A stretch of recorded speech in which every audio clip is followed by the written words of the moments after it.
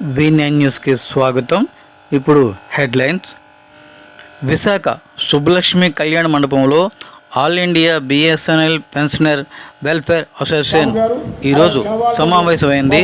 సుమారు 300కు పైగా ఈ యొక్క పెన్షనర్స్ అటెండ్ అయ్యారని తెలియజేశారు. మరి చిలవాల్టే మరియు డాబాగల్ వెల్నెస్ సెంటర్ నుండి వైద్య సలహా పొందుతున్నారు. సిజిఎస్ కాపు సభ్యులు స్వామి గారు అలాగే చిలవాల్టర్ల కోసం కేవీడి స్వామి సంతృప్తంగా పనిచేస్తున్నారు. మరియు వారి సభ్యులు చేరుకుంటారని మనం ఊహించాము. అయితే కొత్తగా ఏర్పడిన మన సంఘాలు కొన్ని మనకు వైద్య వ్యవస్థకు వలసవేయడానికి చేసిన సేవలను మనం అభినందించాలి. మెంబర్షిప్ మన పదవీ కాలంలో జీవిత సంకేతాన్ని 65 నికర పెరుగులతో 1385 నుండి 1450 పెన్షన్ జరిగింది. మేము మా స్థాయికి తగ్గట్టుగా ఉత్తమంగా ప్రయత్నించాము.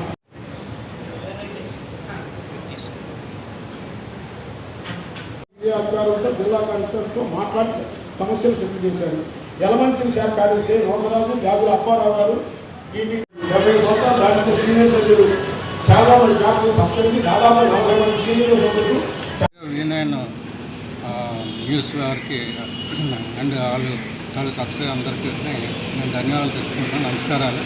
నా పేరు చంద్రశేఖర్. నేను ఇక్కడ బిఎస్ఎన్ఎల్ ఎంప్లాయీస్ పెన్షనర్ అసోసియేషన్ తాలూకా ప్రెసిడెంట్గా చేస్తున్నాను. మరి ఈరోజు మా యూనియన్ ఫార్మ్ అయ్యి 15 సంవత్సరాలు అయింది. ఈరోజే ఆగస్టు 20 తారీఖు నాడు 2009లోనే మా తాలూకా సంఘం ఏర్పడింది. ఆ సందర్భంగా ఈరోజు ఫార్మ్ అయ్యి మరి మా తాలూకా సభ్యులందరూ విశాఖపట్నం నుండి ఉన్న సభ్యులందరూ మీటింగ్కి వచ్చారు. అలాగే మా సర్కిల్ సెక్రటరీ డివి రావు గారు, మరి ఆల్ ఇండియా హెడ్ క్వార్టర్స్ నుండి పట్నాయక్ గారు, మళ్ళీ మూర్తి గారు, వీళ్ళందరూ ఇచ్చేసి సభ జరుగుతున్నది. మరి ముఖ్యంగా మాకు జరుగుతున్న పెన్షనర్స్కి పే రివిజన్ మీద ముఖ్యంగా డిస్కషన్ జరుగుతుంది. అది చాలా ఇంపార్టెంట్ ఇష్యూ అందరికీ. ఆ విషయం మీద ఆల్రెడీ కోర్టులో నుండి పైన గవర్నమెంట్లో కూడా రిక్వెస్ట్ జరుగుతుంది.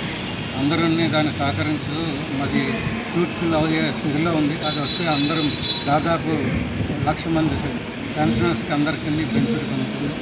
మరి ఇది ఈ 30 శాతం మీ అందరికీ సుమారు ఎంతమంది అండి? ఇప్పుడు వచ్చి ఈరోజు 300 మంది సభ్యులు వచ్చారు.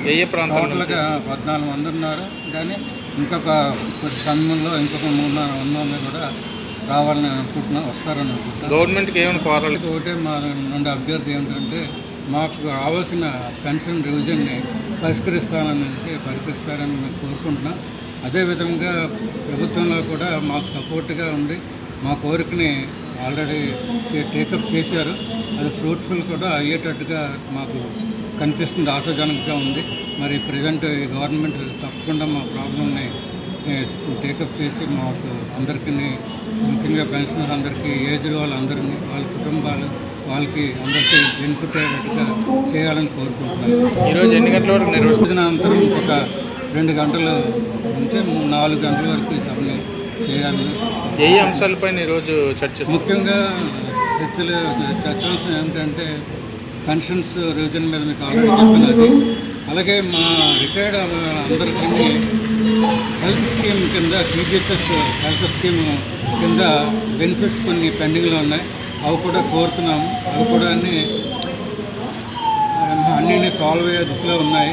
అలాగే మేము ప్రత్యేకంగా పెన్షనర్స్ అందరూ ఏజ్డ్ వాళ్ళు కాబట్టి వాళ్ళకున్న ప్రాబ్లమ్స్ని, అలాగే ఎవరైనా వ్యక్తులు చనిపోతే వాళ్ళ ఫ్యామిలీస్కి ఉన్న ప్రాబ్లమ్స్ కానీ డిస్కస్ చేసి అవన్నీ సాల్వ్ చేసే దిశలో ఈ సభను నిర్వహిస్తున్నాం.